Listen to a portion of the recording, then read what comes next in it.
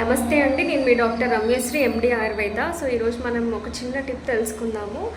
So చాలామంది ఏంటంటే ఫీవర్కి రెగ్యులర్గా అటాక్ అవుతున్నాము. సీజన్ కొంచెం చలి వచ్చినా, కొంచెం రైనీ సీజన్ అయినా ఇమ్యూనిటీ వీక్ అయిపోయి ఫీవర్కి అటాక్ అవుతున్నాము. థ్రోట్ పెయిన్ వస్తుంది, కోల్డ్ వస్తుంది. ఇలా రెగ్యులర్గా కంప్లైంట్స్ చేసే వాళ్ళకి లేదా రెగ్యులర్గా ఇమ్యూనిటీ అనేది లో ఉన్న వాళ్ళకి ఈ చిన్న టిప్ ఫాలో అవ్వండి.